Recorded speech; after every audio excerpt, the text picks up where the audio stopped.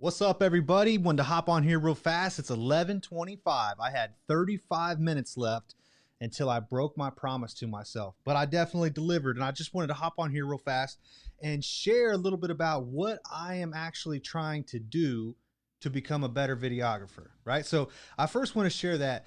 So, like, my first camera that I bought, right?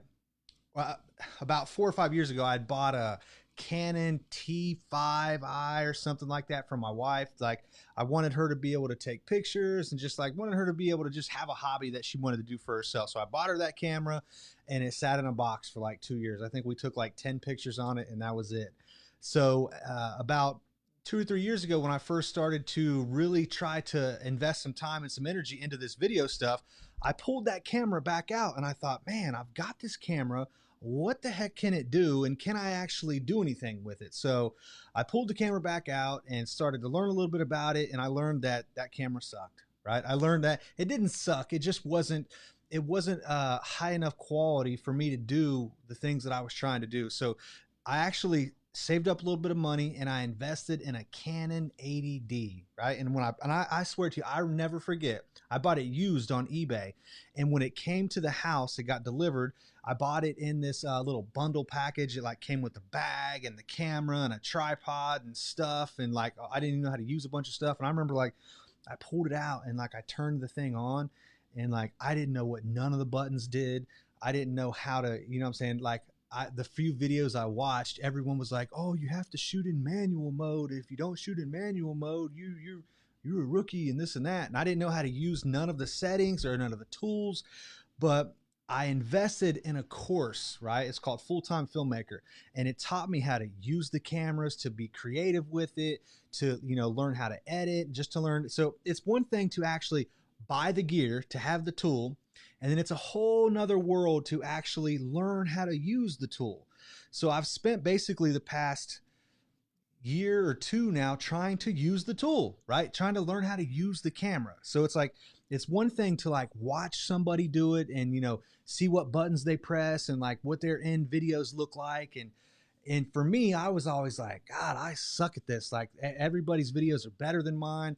You know, it's like, I don't even want to post this stuff I'm trying to make. And it gets really discouraging, right? So the one thing that I tried to do early on was like, I just wanted to find ways to shoot some videos for free, right? For anybody that would let me shoot anything. Like, of course, I tried to make a bunch of videos for myself, but I'm like, dude, no one wants to see you on camera all day long. So I would try to, I remember there would be some events and I would go and I'd be like, hey, let me just shoot a video for this. I'm like, I bought this camera and I'm trying to learn how to use it. And people were like, okay, you can shoot the event. And like, I would shoot it and I would edit it. And like, most of the time they sucked, right? It took a long time for they even started to get any better. And the cool thing is that as I was trying and experimenting and failing and trying to figure out like what was everybody else doing that I wasn't doing, right? Because I would see people that had the same tools that I did, the same Canon 80D, the same lens, the same stabilizer, the same equipment, and their stuff looked so good.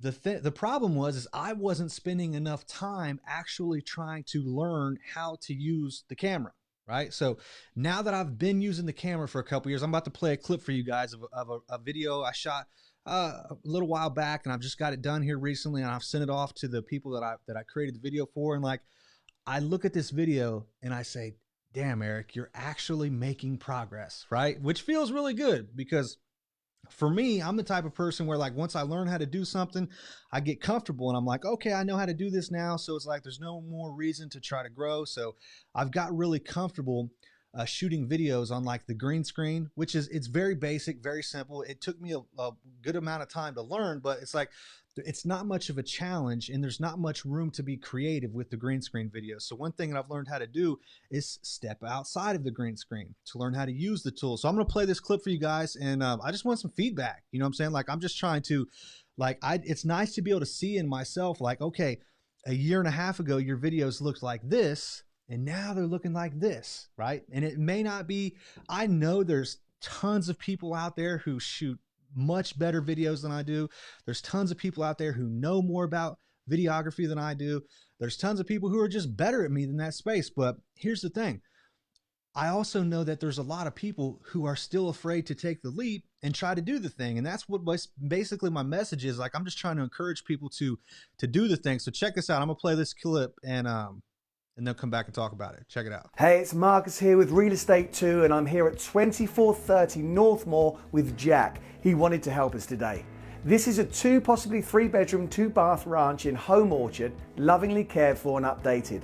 These updates include stainless appliances, a new roof, and fresh paint. Jack lives here too, but you'd never ever know it. I'm going to hand it over to Anya to share 3 tips on listing a house with a pet. Hi, I'm Anya with Real Estate 2. Pets are the kings and queens of the palace, well, at least mine are. And 60% of sellers are people with pets too. You love your pets, but that doesn't mean potential buyers do. So here are 3 tips to help your pet-friendly house shine on the market. Deep clean. Whether you have a pet or not, doing a deep clean is a must before listing or showing your house. If pet odor is the first experience a buyer has with your house, you run the risk of them walking away. Invite a friend over to do a sniff test after cleaning. Tidy up.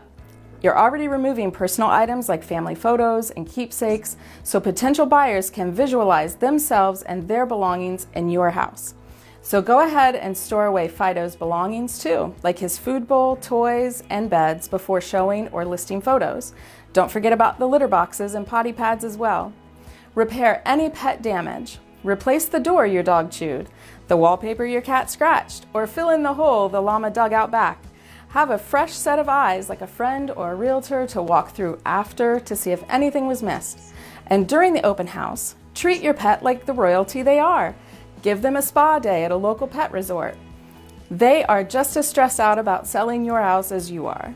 Selling a home with pets takes work, but put in the work and you'll sell it faster for a higher price.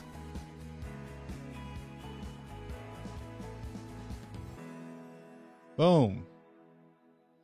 So there it was. You know what I'm saying? It ain't nothing spectacular, but I can see the progress in myself, and it makes me feel a little bit better knowing that the thing that I'm trying to stay committed to, I'm actually getting better at. So it feels really good. So just to kind of break down that video a little bit. So these folks here in this video, Marcus and Anya, like, I don't know them very well. I've just got to know them about a month or two.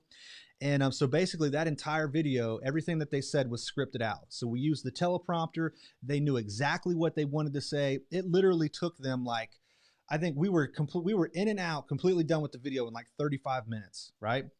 And so they scripted everything out. They knew exactly what they were going to say. And one thing that I'm trying to do that I'm trying to get better at is what they call the B-roll footage, which is all that extra stuff of them like playing with the dog and opening the doors and showing off the house and all that little extra stuff that goes over top of the original footage that just makes the story a little bit better, right? The message in the story, the message in the video was, hey, here's some tips if you want to prep your house for sale if you have a dog, and it was very good tips, right? The dog was a cute dog. People like dogs. So it was cool, man. And it was fun. And so basically what I'm trying to share is that what I'm doing to actually get a little bit better is just doing the thing, right? And then I'm trying to share my work with folks. I'm saying, here, check it out. Like, give me some feedback, right? I know it's not perfect, but so I got some other groups and stuff that I'm a part of that I share that with. And again, like, when I compare my work to the work of these people who are like real boss videographers, I'm like, man, you suck. But it's like, I have enough people around me and I have the right people around me that I can share this stuff with them and say, hey, what do you think? And they can say, man, you're getting a lot better, but next time you shoot this, try this, right? Or try, and it could be something as simple as like the positioning of your light, right? Or a setting on your camera. And I'm like, I never thought of that. So it's just cool, man. I'm just having fun doing it. And I really enjoy it. And I just wanted to basically hop on here and say, look, none of us are perfect, but I'm trying. And I hope that you are too. So if you have any comments or questions, please leave them below or send me a message. And again, like I said, I could have just laid in bed right now and went to sleep. But I said, you know what? I made a commitment to myself. You got 35 minutes. You better hop on there and shoot your video, because I know I got a couple friends who are holding me accountable. So that's it, folks. I will talk to you tomorrow. Done.